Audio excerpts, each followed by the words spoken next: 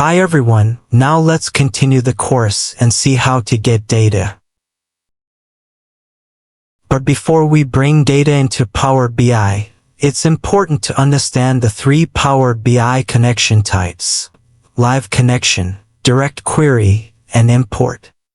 Live connection mode works only with tabular and multidimensional data models, such as those hosted in SQL Server Analysis Services, SSAS, Azure Analysis Services, or an existing Power BI dataset. With a live connection, no data is loaded into the Power BI model itself. Instead, Power BI queries the connected model directly whenever data is needed.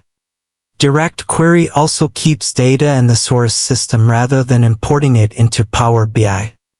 Power BI sends queries to the source whenever data is required. Direct query mode is supported by the following data sources: SQL Server Relational Databases, Azure SQL Database, Azure SQL Data Warehouse, SAP HANA. Import mode, on the other hand, loads and stores data within the Power BI model when it is created.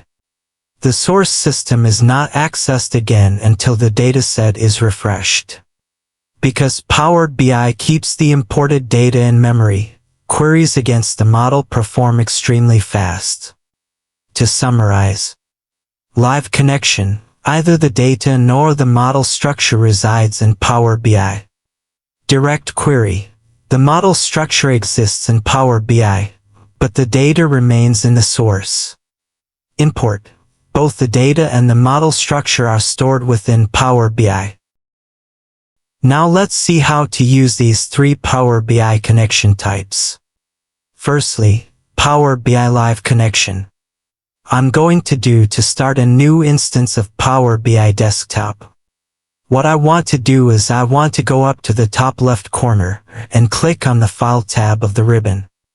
Then can click the blank report to create a new instance. From the drop-down menu, select the Analysis Services. We need the server name of SQL Server for Analysis Services to proceed. Database is optional, because you can select it in next step. Just select Connect Live option and click OK. Now we can select the database and data source, and we'll select the Frank project and use the Max-Min Manufacturing DM as source. Now in the data pane, you can see the fact tables and dimension tables. But for the navigation pane on the left, you can only see report view and model view. There is no data view or table view here, because data does not reside in Power BI. We can create a visualization based on the data pane. For example, inventory level of different time. We can drill up and drill down to see the inventory level of different year, quarter and month, etc. Now let's see direct query connection type. I'm going to create another Power BI instance. This time we'll use SQL Server when getting data. Again, we need server name to connect the database, and if you do not use Windows authentication, you may need a password to access the database. Select Direct Query option to proceed. I'm going to use the products table of CHTS database for demonstrating purpose. We'll talk about data transformation in later videos and just load in this case. After finishing, we can see a products table in the data pane, with all the fields if expanded.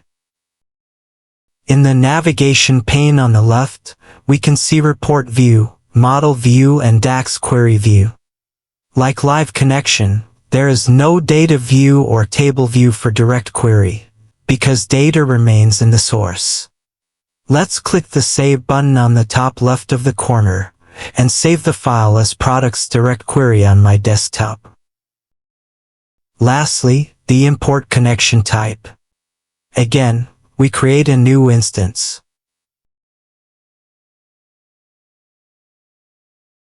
Select SQL Server when getting data, and we use the same server name to connect the database. And this time we'll select Import as Data Connectivity Mode. Click OK to proceed. Similarly, we'll select Products Table of CHTS Database and load as we did in Direct Query Connection Type. We can see there are 49,144 rows loaded in Power BI. After finishing, we can see a products table in the data pane, with all the fields. And on the left navigation pane, we can see Report View, Table View, Model View and DAX Query View. Click the Table View. You can see all the data imported, and there are 49,144 rows showed in the status area. I'm going to save this file as products import on my desktop. Now let's minimize all the windows open, and there are PBIX files of products direct query and products import on my desktop.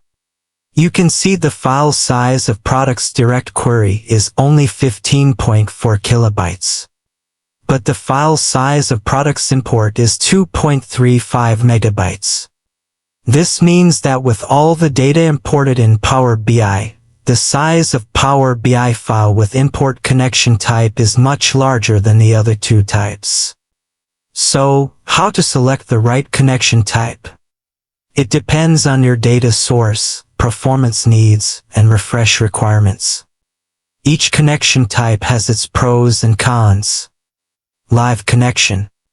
The main advantage of live connection mode is we can quickly take advantage of a pre-existing enterprise-level model.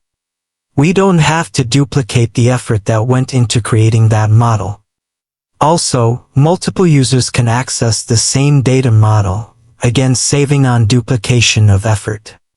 However, customization options are limited, as you can't easily extend or modify the model within Power BI. Direct query.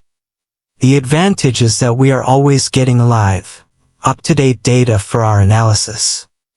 The disadvantage is we may experience poor performance, especially if we are querying and aggregating large amounts of data.